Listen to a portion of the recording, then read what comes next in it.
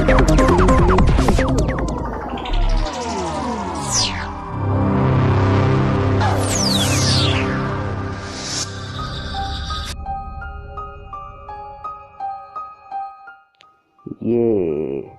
एक काल्पनिक कहानी है जिसका संबंध किसी जीवित अथवा मृत व्यक्ति से नहीं।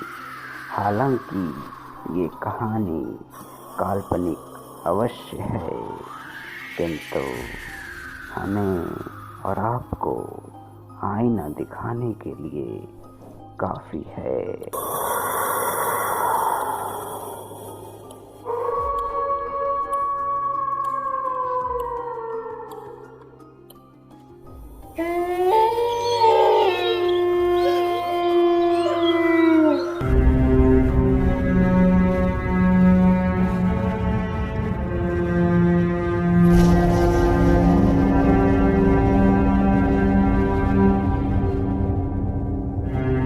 ये कहानी है मयंक की।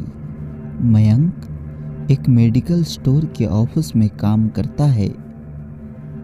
हर दिन की तरह वह आज भी अपने ऑफिस पहुंचता है और कहानी शुरू होती है अब।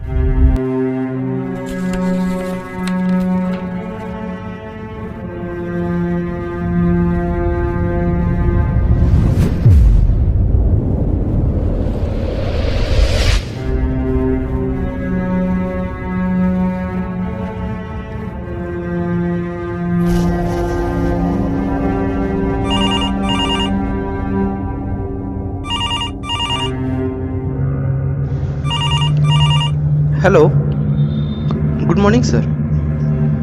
यस सर, मैं अभी आता हूँ।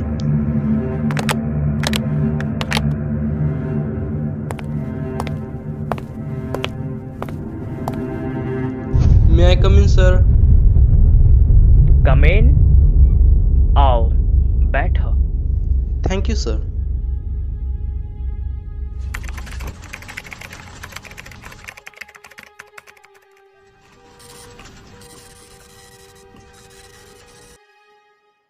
मयंक, वो इंदौर वाले क्लाइंट का क्या स्टेटस रहा? सर, हमारा मीटिंग सक्सेसफुल रहा। उनका पेमेंट भी आ गया और कल शाम को ही मैंने आपके अकाउंट में 1.5 लाख रुपए ट्रांसफर कर गुड, दिया था। Good, well done. मयंक, दरअसल मैंने तुम्हें यहाँ इसलिए बुलाया है क्योंकि दिल्ली में तुम्हें एक क्लाइंट से मिलना है और डील फाइनल करनी है। ये इम्पोर्टेंट भी है और अर्जेंट भी। सो तुम ऐसा करो, कल ही मॉर्निंग में दिल्ली निकलो। हाँ, टिकट और बाकी इन्फॉर्मेशन तुम्हें मेल कर दिए गए हैं।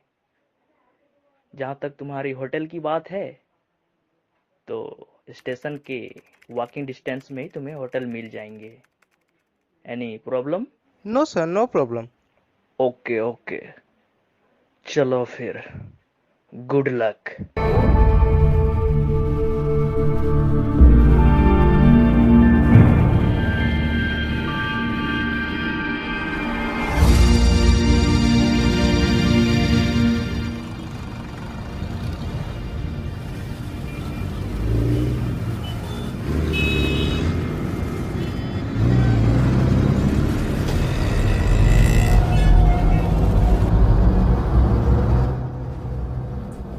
मयंक को कल दिल्ली निकलना है, इसीलिए वो आज अपने ऑफिस से घर के लिए जल्दी निकलता है।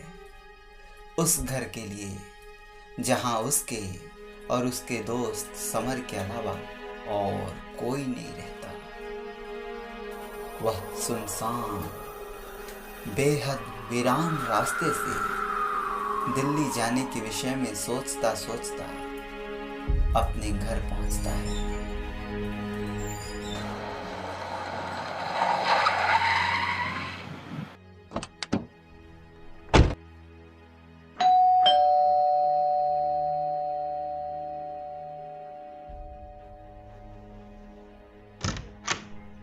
अरे, आज इतनी जल्दी? हाँ ब्रो। क्यों, फिर कहीं निकलने का है क्या? यार बॉस ने इस बार दिल्ली का टिकट थमा दिया, वो भी कल का। तुम्हारा तो काम ही है। खैर छोड़ो, अब जाओ जल्दी से फ्रेश हो आओ। और हाँ, आज अपन डिनर बाहर का करेंगे। आज मैं भी जल्दी आ गया था और डिनर भी ऑर्डर कर लिया है।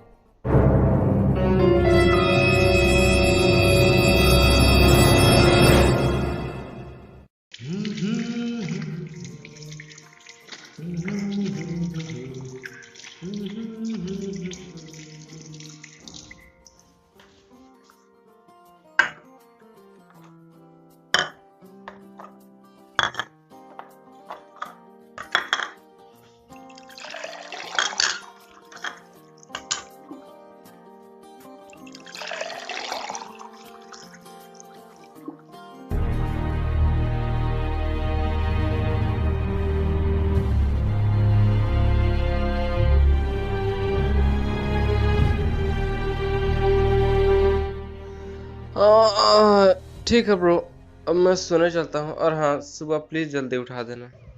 मैं क्यों उठाऊंगा, उठाएगी ना वो तुम्हारी सपने वाली चुड़ैल। यार क्या तुम भी, सुबह जल्दी निकलना है और तुम मजाक करने बैठ गए। उठा देना प्लीज, ठीक है?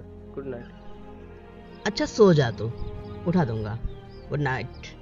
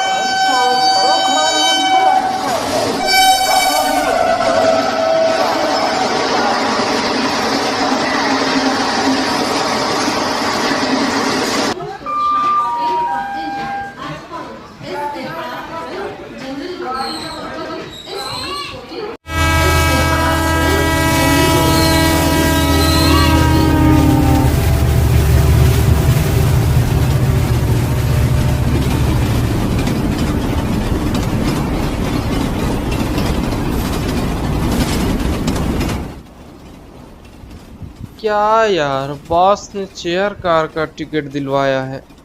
स्लीपर भी होता तो एडजस्ट हो जाता। अब इस पर पूरा दिन बैठे बैठे तो कमर की बैंड ही बज जाएगी। देखता हूँ क्या किया जा सकता है।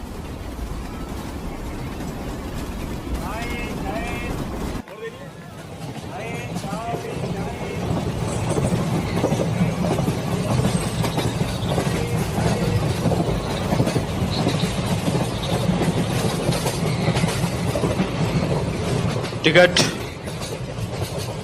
हाँ जी 21। ठीक है सर, बैठिए बैठिए। 22। हाँ जी, अरे उठो भाई। ठीक है, आईडी दिखाना। 23। कौन है? मयंक? ये लीजिए। अच्छा आप हो, ठीक है बैठो।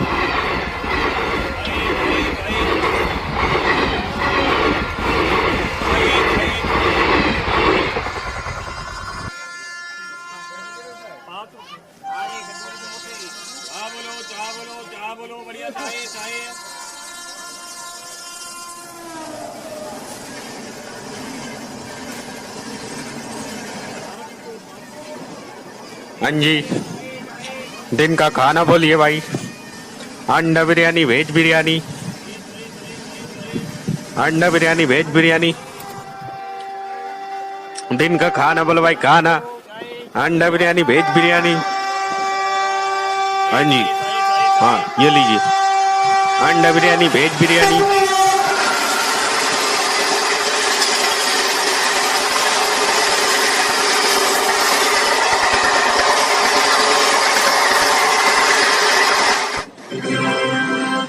हाँ, आ गया न्यू दिल्ली। अरे बाप रे, 11 बज गए। अब इतनी रात को होटल कहाँ ढूंढूंगा? देखता हूँ। क्या कृपया ध्यान यार, दीजिए, प्रयागराज एक्सप्रेस कानपुर सेंट्रल के रास्ते इलाहाबाद से आने वाली प्लेटफॉर्म नंबर 14।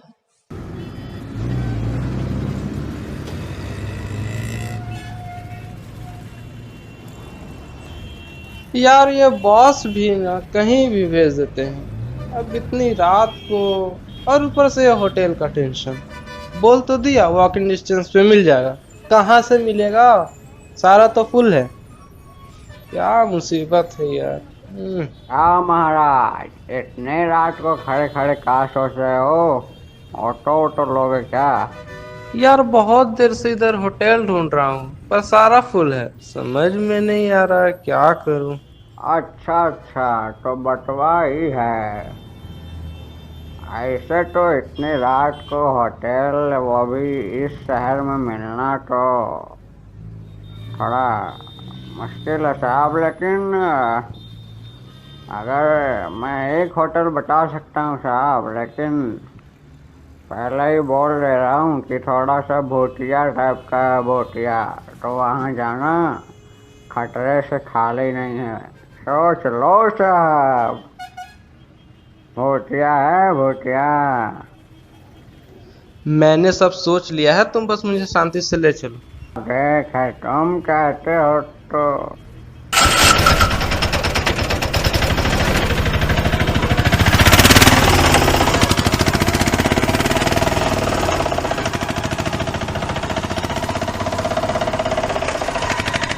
साहब थोड़ा सा बीड़ी सुलगा लूँ क्या?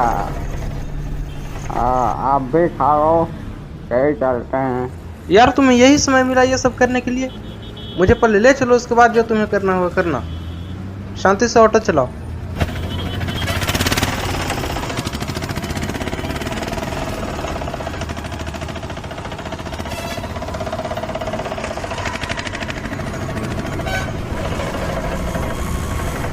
ठीक है साहब, चलो चलते हैं।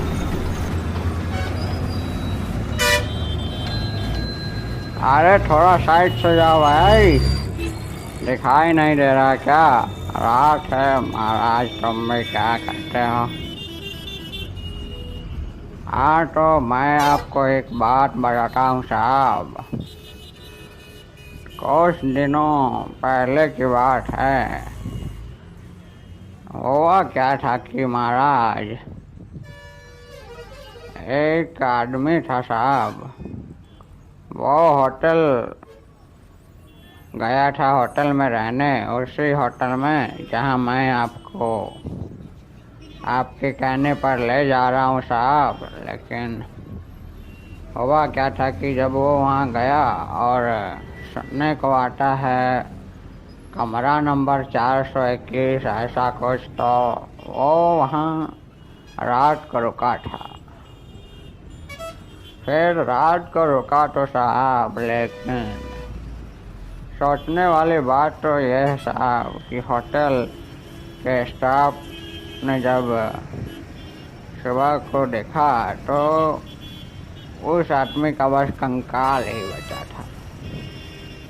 अब भगवान जाने कि ये कैसे हुआ साहब, भूत प्रेत का साया है या फिर क्या है, कहना तो मुश्किल है साहब। लेकिन फिर उसके बाद उस कमरे में तो कोई नहीं जाता साहब। कमरे तो छोड़ दीजिए साहब, होटल में भी ज़्यादा लोग जाना नहीं चाहता। इसलिए मैं आपसे फिर से एक बार कह रहा हूँ साहब कि उस होटल में मत रुको। यार तुम फिर शुरू हो गए। तुम बस शांति से ऑटो चलाना, इस तरह की फालतू बातें मत करो अभी। ठीक है साहब, ऐसे आजकल के लड़कों को कौन समझाए, लेकिन फिर भी मेरा बोल दिया साहब, अब आप सोच लेना। हाँ साहब, आ गया, चलो। हाँ, आ गया। हाँ तो कितना हुआ तुम्हारा? देखिए साहब, ईमानदारी से बताता हूँ, वैसे तो 50 रुपये लेता हूँ साहब, लेकिन इतनी रात भी हो चली है तो 100 रुपया दे दो। हाँ ठीक है ठीक है, ये लो। ठीक है साहब, ठीक है। अब तो पहुँच गए हो साहब, तो ध्यान रखना, देखना हाँ कहीं। ठीक है यार, अब जाओ तुम।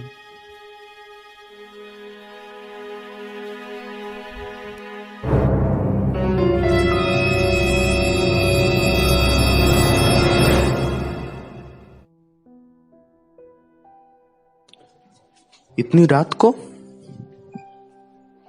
कौन हो सकता है? हाँ जी, क्या बात है? भाई साहब, मुझे रात भर के लिए एक रूम चाहिए। सर फिलहाल तो हमारे पास यहाँ एक भी रूम खाली नहीं है, और जितने भी रूम हैं वो 1 वीक के लिए एडवांस में बुकिंग हो रखी है। सो आप कहीं और ट्राई कर लीजिए। भाई साहब, मैं इस एरिया के सारे होटल पे गया पर सारा फुल है, आप प्लीज़ ट्राई कीजिए ना। सर मैंने बोला ना कि रूम खाली नहीं है, तो मैं कहाँ से दूँ रूम आपको? और मैंने पहले ही आपको बताया कि यहाँ 1 वीक तक के लिए एडवांस में रूम बुकिंग है। अगर आपको 1 वीक बाद चाहिए तो आप रूम बुक करवा सकते हो। फिलहाल तो आपको मैं यहाँ रूम नहीं दिला सकता। भाई साहब, please try to understand my problem. मैं बहुत परेशान हो गया हूँ, अब इतनी रात को आप समझ ही सकते हो। भाई साहब, कोई तो उपाय होगा। सर मेरे पास उपाय तो है, लेकिन बहुत रिस्क है, और मैं किसी भी कस्टमर को उस रिस्क में पड़ने नहीं देना चाहता। भाई साहब, अगर आपके पास कोई उपाय है तो प्लीज़ बताइए, and don't worry about me. ठीक है सर, तो अगर आपको रूम चाहिए तो हमारे पास 4th फ्लोर में एक ही रूम खाली है, कमरा नंबर 421, जिसको आप ले सकते हो। लेकिन उस कमरे से बहुत कस्टमर हमेशा कंप्लेन करते हैं, तो आप थोड़ा ध्यान रखना और अपने आप को सावधान भी, क्योंकि कई सारी ऐसे घटनाएं वहाँ हो रखी हैं जिनको मैं आपको क्या बताऊं। ओके ठीक है, थैंक यू भाई साहब, मैं अपना ध्यान रखूँगा। आप प्लीज़ मुझे उस रूम की चाबी दे दीजिए, और पेमेंट अभी एडवांस में कर दूं या जैसा आप बोले। हाँ, यहाँ आप पेमेंट कर सकते हैं ऑनलाइन, और यहाँ पे रजिस्टर पे आप साइन कर दीजिए। बाकी एक ओरिजिनल आईडी भी दे दीजिए, और हमारा लड़का आपको आपके रूम तक छोड़ देगा। Okay sir. ठीक है भाई साहब, मैं यहाँ साइन कर देता हूँ, और ये लीजिए मेरा आईडी, और मैं को अभी पेटीएम कर देता हूँ। चलिए सर। सर मैं आपका लगेज पकड़ लूँ? नो, मेरा लगेज ज़्यादा भारी नहीं है, मैं इसे खुद ले जाऊँगा, थैंक यू। सर वैसे एक बात बताऊँ, आपने जो रूम लिया है ना, वो सही नहीं है। सुना है कि यार, अब तुम भी मेरे दिमाग का दही मत करो, वैसे ही बहुत परेशान हो गया हूँ। सॉरी सर, मेरा उद्देश्य तो सिर्फ आपको बताना था। खैर, ये रहा आपका रूम।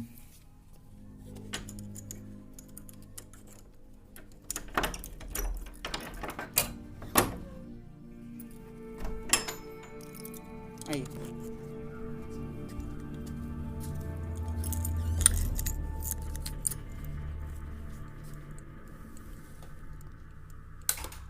फैन, ये लाइट, और सर किसी चीज़ की ज़रूरत होगी तो प्लीज़ हमें कांटेक्ट करें। और हाँ सर, जाते जाते मैं फिर कहूँगा, प्लीज़ अपना ध्यान रखिएगा। Good night. हाँ यार, जाओ अब गुड नाइट। हाँ, चलो यार, कम से कम एक रूम तो मिला, वरना आज की रात प्लेटफॉर्म पर ही बितानी पड़ती। आज का पूरा दिन तो ऐसा गया कि खैर सो जाता हूँ अभी।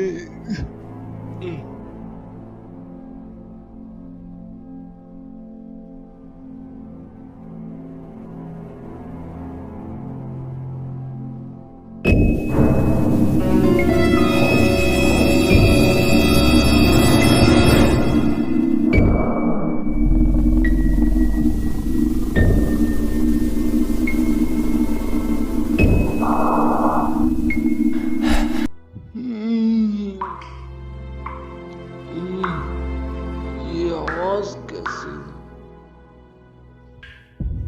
क्या यार, ये रात को भी चैन नहीं। ये तो नल की आवाज लगती है। शायद वॉशरूम का नल खुला होगा। देखता हूँ।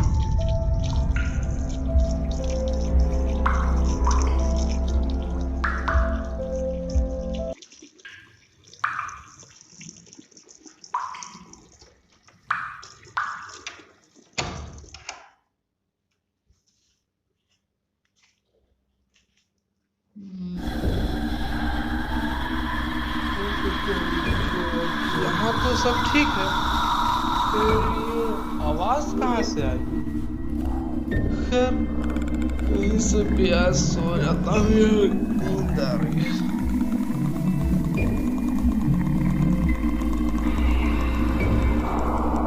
दरवाजे के पास कौन है? कौन है?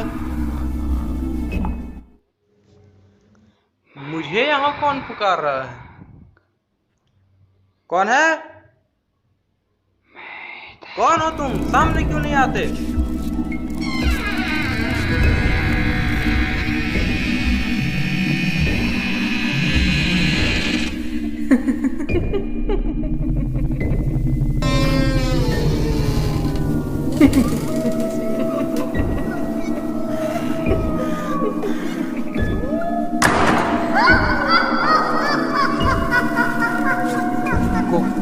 कौन हो तुम? मैं अपमान की अग्नि में जलकर मरने वाली मौत हूँ। लेकिन तुम यहाँ क्यों आए हो? मैंने तुम्हारा क्या बिगाड़ा है? तुम वही हो ना जो एक्सपायरी दवाओं का ठिकाना लगाते हो? मैं नहीं तो, मगर तुम कौन हो और तुम्हें ये सब कैसे पता?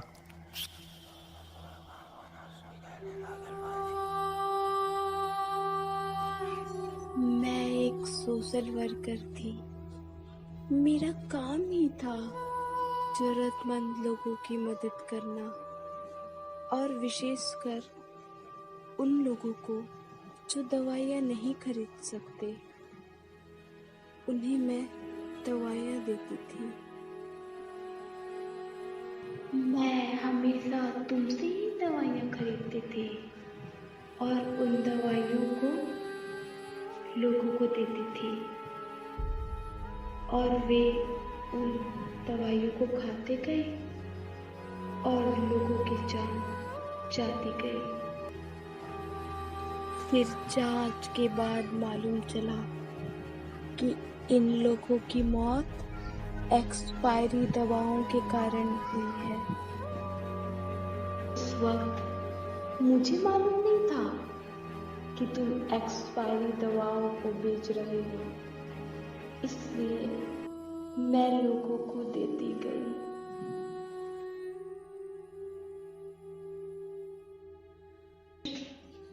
लोगों ने मुझे दोषी ठहराया। वे कहने लगे कि मैं उन्हें एक्सपायरी दवाओं को देती हूँ, और लोगों ने मेरा अपमान भी किया।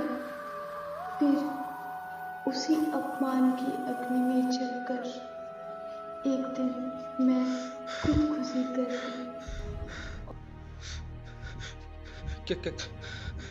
क्या तुम वही? हाँ, मैं वही हूँ। माफ कर दो मुझे माफ कर दो। मैं मानता हूँ ये सब मैंने अपने बॉस के कहने पर और पैसों की लालच में आकर किया। माफ कर दो मुझे माफ कर दूं? तुम्हें पता है तुम्हारे कारण से कितने मासूमों की जान गई और तुम कहते हो माफ कर दूं?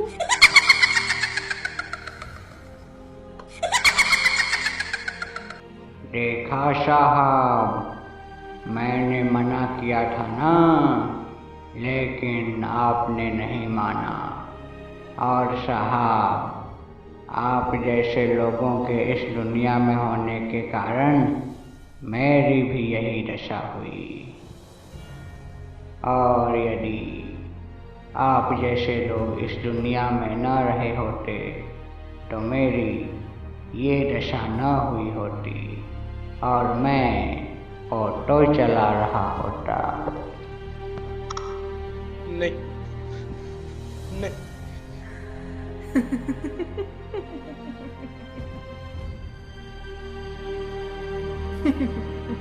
अब तू नहीं बचेगा। नहीं नहीं नहीं नहीं।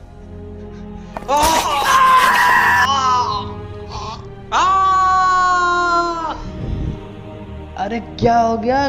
क्यों शोर मचा रहा है यार इतने रात को?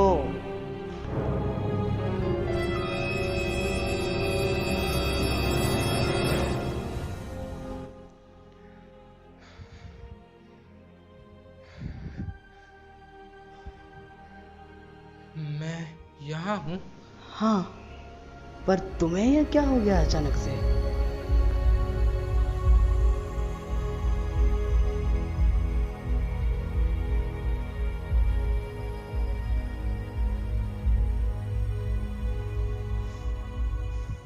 यार समर, तुम तो जानते ही हो मैं किस तरह का काम करता हूँ। आज पहली बार उनके रूह के दर्द को मैंने देखा। मुझे अभी समझ आ रहा है मैं कितना गलत हूँ। यार समर, मैं दिल्ली नहीं जाऊँगा और ये जॉब भी छोड़ दूँगा, और जो लोग इस तरह की गलत काम करते हैं उनके खिलाफ भी आवाज़ उठाऊँगा और उन्हें जागरूक करूँगा।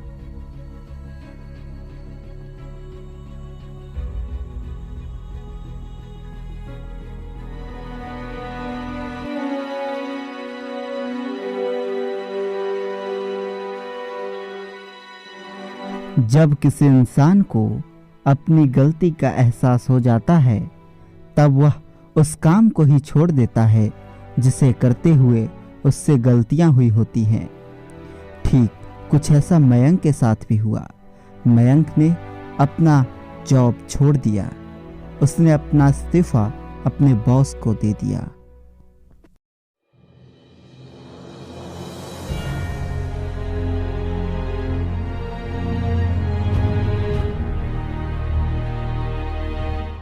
प्रेतों का सपने में आना तो आपने सुना ही होगा,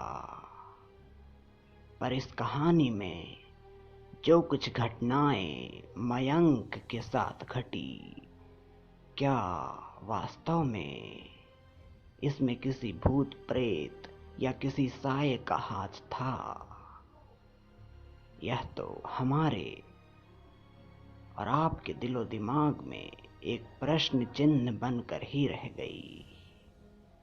पर मुझे ऐसा लगता है कि जब कोई गलत राह में किसी गलत कार्य की ओर कदम बढ़ाता है और वह उसे व्यवसाय का एक जरिया समझने लगता है, तब कभी कभी उसकी अंतरात्मा उसे रोकने की कोशिश करती है और यही आवाज उसे भूत प्रेत की सी ही लगने लगती है।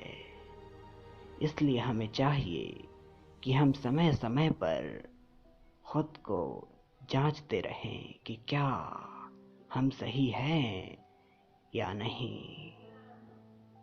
कहीं ऐसा ना हो कि कोई आपके सपने में भी आकर कुछ ऐसा ही कहे। मैं वही